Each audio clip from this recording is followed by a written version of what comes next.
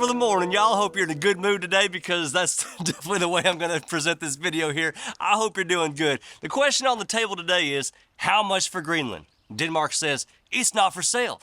I'm sorry, let me go ahead and rephrase that question. How much for Denmark? Before we start, this video is brought to you by Tax Network USA.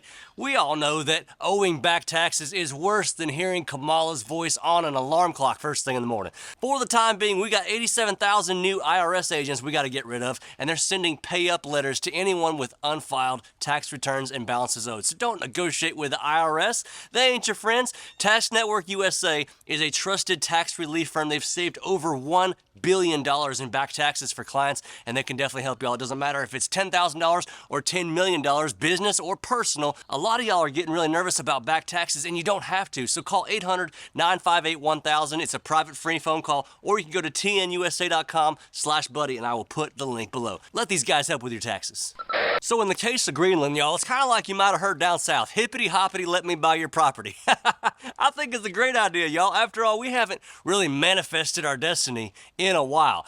Seriousness though, I think there's probably 1% chance, maybe less than 1% chance anything like this ever happens. And while Americans do think the whole thing is absolutely hilarious with Trump going after this, we're probably much more focused on murdering every single woke idea that ever existed, reducing inflation, and getting rid of millions and millions of illegals and getting them out of here so that we can even exist first. They say that Trump is obsessed with Greenland. And who wouldn't be? Look, I look at Greenland kind of like I look at Costco. It reminds me of when my wife asked me to swing by Costco on the way home and grab 2 gallons of milk. And I end up coming home with a big screen TV and a canoe. That's what Greenland is kind of like. So all that to say, what would a purchase of Greenland actually look like? So I did some digging last night. We got the Louisiana Purchase, as y'all know, back in 1803. Then we bought that little sandbar down south called Florida in 1819 and Alaska in 1867. So it's been a while.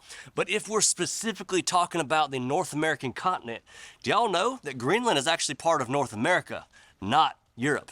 Now look at this on the map here. If you actually look at Greenland overlaid on the USA, this thing is freaking huge. It goes all the way down from South Texas and Buc-ee's all the way up there to Tim Hortons in freaking Manitoba. This thing stretches forever. But why would Greenlanders ever want to be Americans? Well, that's pretty easy. If y'all ever think about it this way, I always think of it like Greenland is kind of that hot cheerleader. And for some reason, she's been dating this guy that's about 5'6", 140 pounds that she met in art class because at the time, she thought he was nice enough. But then the yearbook committee made sure that that hot little cheerleader got introduced to the captain of the football team for a special they were doing in the yearbook. He's not only good looking, 6'3", 215, but he drives a tough looking truck and he makes her laugh. Moral of the story? Art class boy is done. And that's Denmark. Greenland don't want to hear any more long phone conversations at midnight about culture and seafood. Greenland wants to watch America throw touchdowns on Friday night, pick her up on his shoulders, and ride her around shotgun down Main Street after the big win. That's what she wants to do. If you think about it though, Greenland is exactly the halfway point between Washington, D.C. and Moscow. Did y'all know that? The halfway point. If we occupied Greenland, we could actually intercept an ICBM, God forbid, from Russia and get it at the halfway point instead of letting it get all the way here and nuke us. You know what I'm saying? That's kind of a big advantage when you're thinking about it. It's a little ironic, though, that Greenland has a town in it, and I'm sure it's not pronounced nuke, but it's N-U-U-K, okay? We look at it as Americans as nuke. And it sits right between the two world's largest nuclear powers. Ain't that kind of funny? So, obviously, Trump knows that 22% of the world's oil reserves are in the Arctic. That's 1.5 times that of all the oil in Saudi Arabia, okay? So all I can say is, we found all this oil up there in Greenland, and it definitely looks like y'all need to be liberated. They say that it's going to be a price tag that they would estimate about $1.1 trillion. Obviously, America ain't going to spend that right now. We got our own crap to deal with, right? But Denmark would actually pay off its national debt and have $600 billion left over to play with if we gave them that price tag. If we acquired it, though, they said it would take $500 million a year just to maintain and operate the country, okay, of Greenland.